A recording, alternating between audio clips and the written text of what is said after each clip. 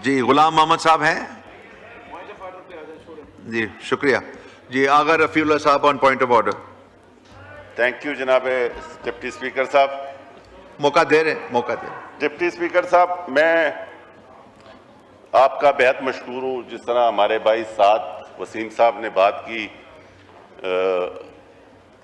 केसी या वापडा जो इस टाइम ज्यादती कर रहे हैं, मैं उसकी रिपीटिशन नहीं करूँगा जो साद वसीम ने बात की है। सेम यही हाल पूरे कराची में है।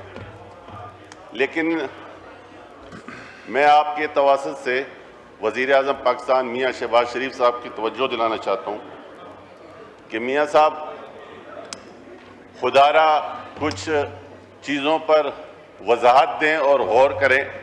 जब आपका कैबिनेट का मिनिस्टर कहे कि ये फेलियर है, ये निज़ाम नहीं चल रहा, और इस दौरान फिर वो एक नया शोशा छोड़ते हैं सूबों का, तो ये चाह क्या रहे हैं? बात ये है कि गवर्नमेंट को चाहिए,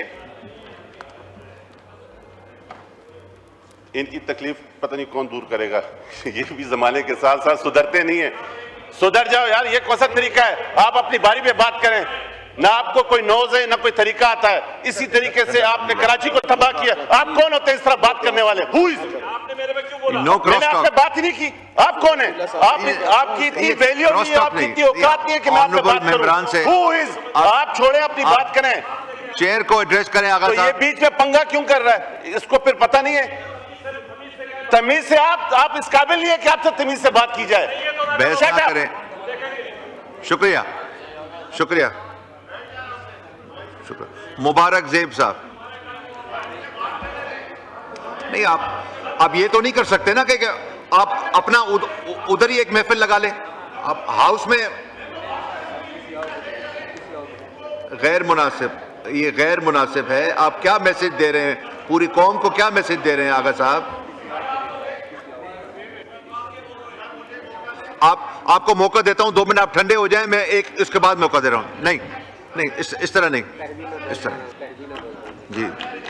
आपको मौका दे रहा हूं, आप तशरीफ रखें, थोड़ा ब्लड प्रेशर ठंडा करें, फिर आपको मौका देता हूं। नहीं, तमीना दुल्ताना साहब, आपको मौका दे रहा हूं, आप तशरीफ रखें। आप चेयर की भी बात माने ना, आप तशरीफ रखें प्लीज। मैं आपको मौका दे रहा हूं, जब आपको बोल रहा हूं प्लीज तशरीफ रखें, आपको मौका मिल रहा है।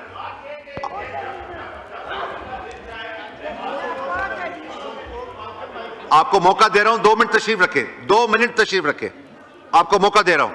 आगा रफीउल्लाह साहब।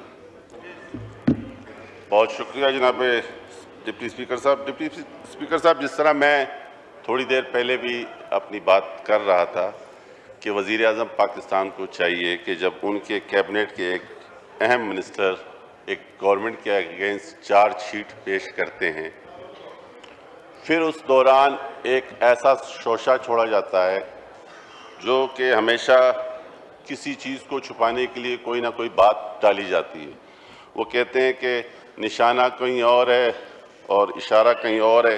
तो इस तरीके आज आप मीडिया में जाएं तो एक ही क्वेश्चन होता है कि जी ये सूबों की बात, जी इस बात, तो ये खामखा कौम को कंफ्यूज क्यों कर रहे हैं? एक पॉलिसी स्टेटमेंट देना चाहिए गवर्नमेंट को और वजाहत करनी चाहिए कि गवर्नमेंट इस टाइम क्या सोच रही है, हकीकत क्या है। इसी